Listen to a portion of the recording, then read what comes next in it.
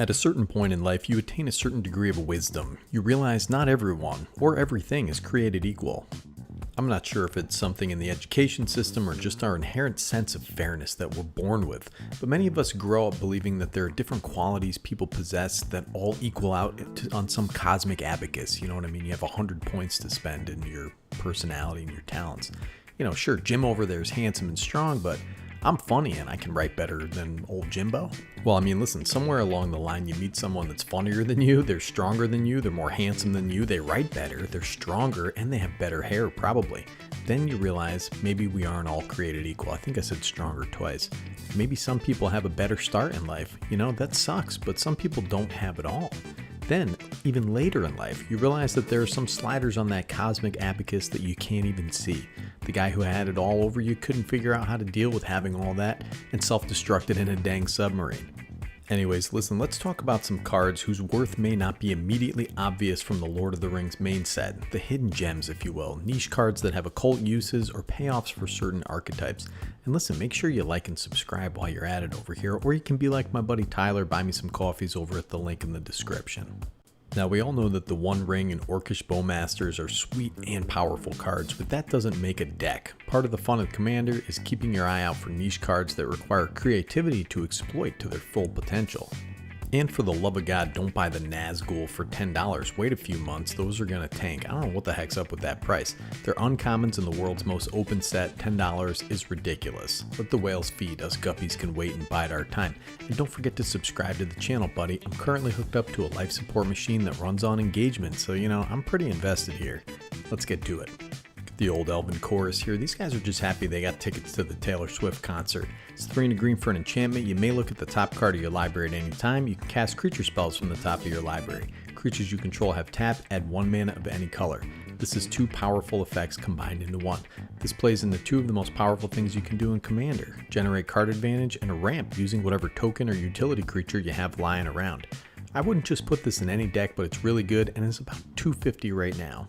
Forge anew. What are we forging anew, dude? We're forging a new bud out there. 2 and a white for an enchantment. When Forge anew enters the battlefield, return target equipment card from your graveyard to the battlefield.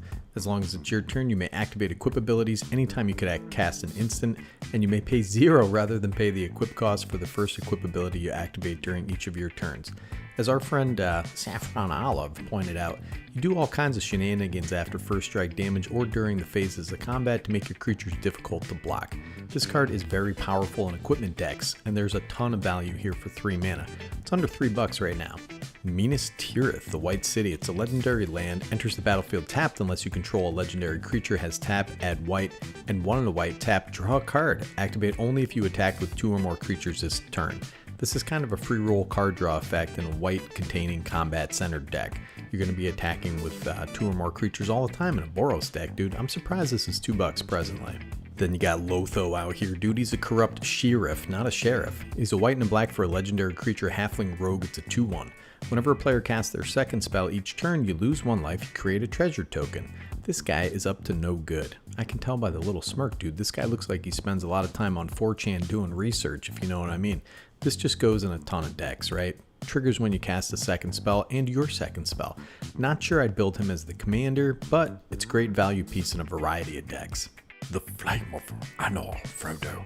1 red and a blue for an instant, choose 1. If you control a wizard as you cast this spell, you may choose 2 instead. Target player draws 2 cards, I like that. Destroy target artifact, or Flame of Anor deals 5 damage to target creature. This is a fantastic instant for your spell slinger decks, dude, of course. You want to have a wizard to capitalize on this, so slot this in all the Niv Mizzets and the Mizzixes and the Nibby Mizzies and the Inala and Kest decks out there. This is a banger card for 75 cents. Then we come to Reprieve, dude. I don't know what the heck is going on in this art. Looks like they're saying the Pledge of Allegiance in kindergarten. 1 and a white for an instant. Return target spell to its owner's hand. Draw a card. This is the white Remand. Always welcome to have some abilities to interact with any spell in the stack outside of blue. For Commander, this adds instant speed interaction, and I foresee this being quite popular for certain decks. Along with Mana Tithe, Lapse of Certainty, you have some decent options here. Then we got the old Horn of the Markiplier. It's 2 generic mana for a legendary artifact. Whenever 2 or more creatures you control attack a player, look at the top 5 cards of your library. You may reveal a creature card from among them and put it into your hand. Put the rest in the bottom of your library in a random order. Before I go out on Friday nights, I always get my horn, brother. Get all horned up. 2 mana card advantage for your sweet creature decks. This is 50 cents or so. Come on, dude. Card selection and card advantage. I dig this. And it digs pretty deep. Rivendell, dude. Are you kidding me? Is this where Elrond Hubbard hangs out? It's a legendary land. When it enters the battlefield, it enters tapped unless you control a legendary creature, has tap to add blue, and 1 in a blue, tap, Scry 2. Activate only if you control a legendary creature. This is another free roll land, pretty useful for draw-go style decks. If you don't do anything else, your opponents aren't doing anything impactful, that additional card selection is super useful. And there are Scry payoff commanders like Elminster and Eligeth that really love this guy. Lobelia, the original cougar out there, 2 and a black for a legendary creature halfling citizen. It's a 2/3 with flash and menace. When it enters the battlefield, exile target creature card from an opponent's graveyard that was put there from the battlefield this turn, then create X treasure tokens where X is the exiled card's power. This is 37 cents for the hottest old lady in Lord of the Rings, dude. Too bad it doesn't show her feet in this picture. This lady is just a big old ramp spell and an edict deck, and it's graveyard hate too. I like the flavor and I like the power of this for 3 mana. Elvish Mariners out there on a boat, dude. 2 and a blue for a creature elf pilot. It's a 3/2. When it attacks, scry 1. Whenever you scry, tap up to X target non-land permanents where X is the number of cards looked at while scrying this way. This is another Scry payoff, dude. Fantastic in a control deck. This thing's only 37 cents, brother. And we got old Pippin popping out here. Guard of the Citadel. White and blue for a legendary creature. Halfling soldier. It's a 2/2 with vigilance and ward 1. Has tap, another target creature you control gains protection from the card type of your choice until end of turn. What the heck is this art, dude? Looks like he's having some rectal problems, this guy. I don't know what's going on. Anyways, this is a Mother of Runes type effect that can bang in with vigilance, can protect from targeted removal, damage-based board wipes, or just make your commander unblockable. What the heck? 31 cents? Come on. This is the bat right before Ozzy Osbourne bit its head off. It's 3 and a black for a creature bat. It's a 2/3 with flying, the old Mirkwood bats. Whenever you create or sacrifice a token, each opponent loses 1 life. This thing is an immensely powerful effect in a variety of decks, and it's got a swaggy bat version that's still only 50 cents. I mean, this is a win condition in some token decks, treasure decks, food decks. Come on, brother. Next up, Display of Power. 1 red for an instant. This spell can't be copied, don't even try it. Copy any number of target instant and or sorcery spells. You may choose new targets for the copy. This scales up in power the more crowded the stack gets. Powerful if you're into copying your own spells, you're playing that kind of deck. There are lots of effects like this, though this one has its own little idiosyncrasies and I like it a lot. Entish Restoration. 2 and a green for an instant. Sacrifice a land, search your library for up to 2 basic land cards, put them onto the battlefield tap, then shuffle. If you control a creature with power 4 or greater, we used to call this ferocious back in my day. Instead, search your library for up to 3 basic land cards, put them onto the battlefield tap, then shuffle. This is an interesting take on Harrow and Spring Bloom Druid. Harrow has the lands enter untapped, which is a huge advantage, but the ability to grab 3 lands for 3 mana if your commander has high power or that's part of your strategy, this one might be a little better. Sauron's Ransom. 1 blue and a black for an instant. Choose an opponent. They look at the top 4 cards of your library and separate them into a face down pile and a face up pile. Put 1 pile into your hand and the other into your graveyard. The ring tempts you. If you're building into the ring tempting you, this is a nice card to have in the arsenal, but let's evaluate it based on the other text.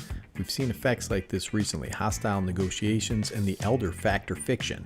This is cheaper, is an instant, has a fun little minigame, and feeds your graveyard in those decks that want that. I think this is a cool commander card. Then you have this guy out there, Gloin, Dwarf Emissary, 2 and a red for a legendary creature, Dwarf Advisor. It's a 3/3. Whenever you cast a historic spell, create a treasure token. This ability triggers only once each turn. Boo for that. Tap, sacrifice a treasure, goad target creature. Hey, listen, protect your Gloin. You might need emergency surgery because this guy's gonna purloin your Gloin. What the heck, dude? This is an incredible artifact payoff, plus a control element, goad and bros all dang day. He's your grandpa Gloin, and he's 35 cents.